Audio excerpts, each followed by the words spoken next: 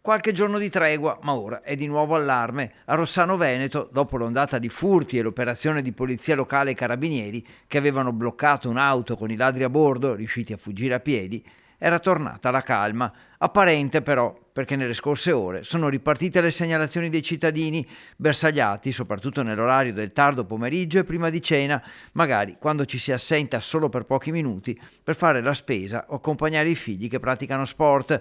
Telecamere, controlli della polizia locale, le armi a disposizione di un sindaco che annuncia assunzioni di nuovi vigili.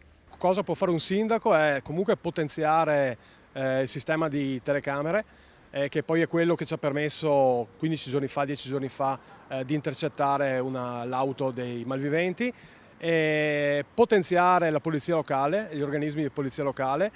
Noi adesso con l'inizio dell'anno assumeremo un nuovo agente. Fondamentale la collaborazione dei cittadini con i cosiddetti controlli di vicinato.